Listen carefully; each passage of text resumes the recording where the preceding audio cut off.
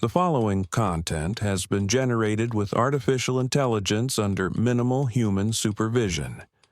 The data presented may contain errors or inaccuracies. The opinions expressed in this content do not necessarily reflect the vision, position, or values of DigiAll.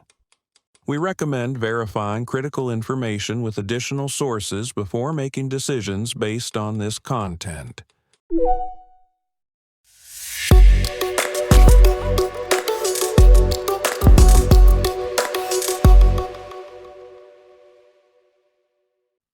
Welcome to DigiAll Tech News. Today is Saturday, April 4th, 2026. I'm Kylie Brooks, and this is where technology becomes clear and engaging. We've got a packed show today with some fascinating developments in the tech world, from Elon Musk's unusual demands for SpaceX's historic IPO to some major shakeups in the AI landscape. Let's dive into the headlines. Elon Musk is requiring banks and law firms working on SpaceX's potentially $2 trillion IPO to purchase subscriptions to Grok, his AI chatbot, with some banks agreeing to spend tens of millions on the service.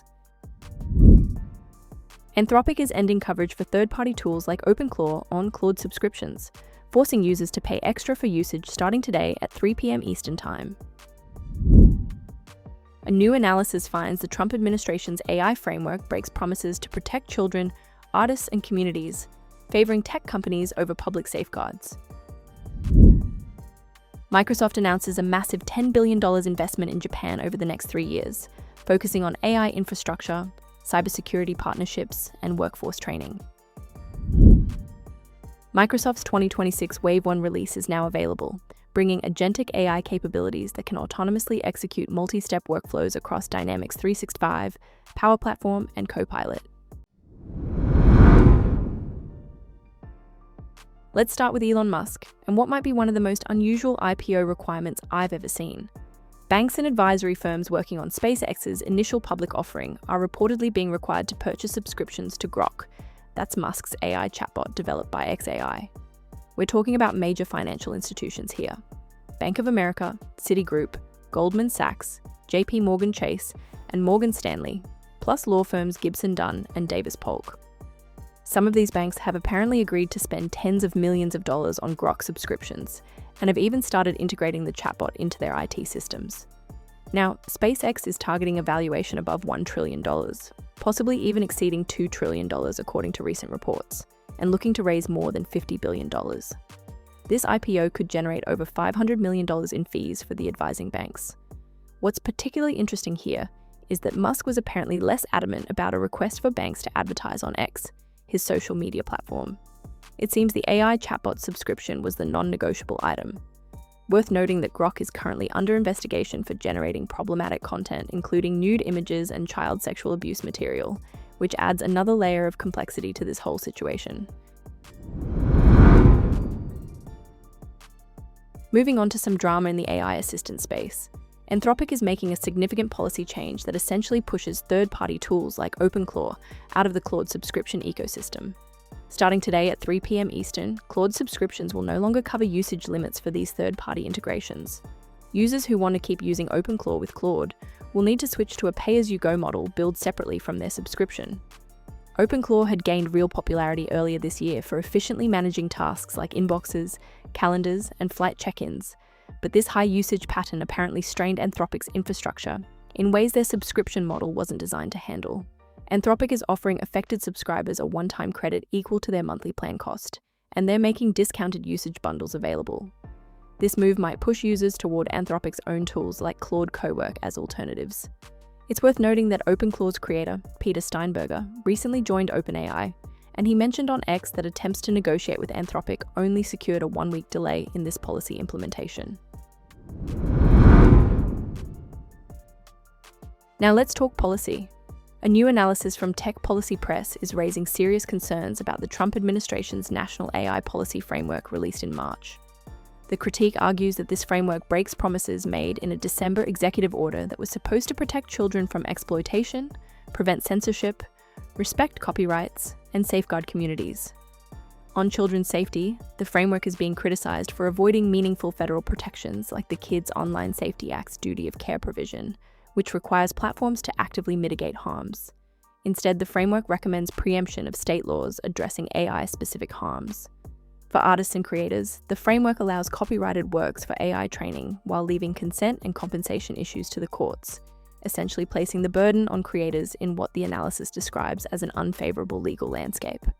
And on communities, the framework ignores concerns about rising electricity prices and grid demands from AI data centers, which are projected to account for nearly half of electricity demand growth by 2030.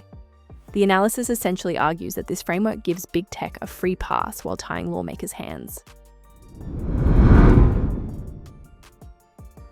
Switching gears to some major international investment news, Microsoft has announced a $10 billion investment in Japan spanning 2026 through 2029.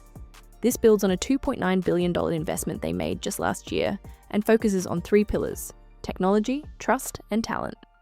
On the technology front, Microsoft is collaborating with Sakura Internet and SoftBank to offer GPU-based AI compute services through Azure, ensuring data residency in Japan for demanding workloads like robotics and precision manufacturing. For trust, they're enhancing cybersecurity partnerships with Japan's National Cybersecurity Office and the National Police Agency, plus providing a $1 million research grant program for AI analysis. And for talent, Microsoft is committing to train 1 million engineers and developers by 2030, partnering with major Japanese companies like Fujitsu, Hitachi, NEC, NTT Data, and SoftBank. This addresses a projected shortfall of 3.26 million AI and robotics workers that Japan is expected to face by 2040. Microsoft also exceeded their 2024 training goal, having already trained over 3.4 million people in AI skills in Japan. Finally, let's look at Microsoft's 2026 Wave 1 release, which is now generally available.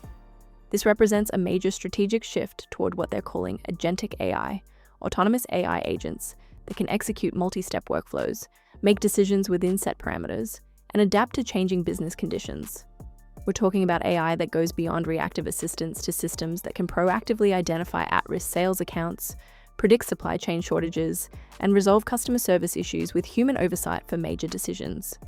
In Power Platform, Power Automate can now orchestrate processes from objectives, Power Apps can build applications from natural language descriptions, and Power Virtual Agents handle complex multi-turn conversations. Copilot Studio serves as the hub for managing these agentic AI capabilities, with features for auditing, clear decision logs, and training using business data. This release puts Microsoft in direct competition with Salesforce's Einstein, Oracle's cloud applications, and various AI startups, leveraging their integrated stack for security and data flow advantages. To wrap up today's stories, SpaceX's massive IPO is creating unusual demands in the financial world. The AI assistant landscape is shifting as Anthropic changes its third-party tool policies. Questions remain about the Trump administration's AI framework and its protections for vulnerable groups, and Microsoft continues its aggressive international expansion with major investments in Japan and new autonomous AI capabilities across its business platform.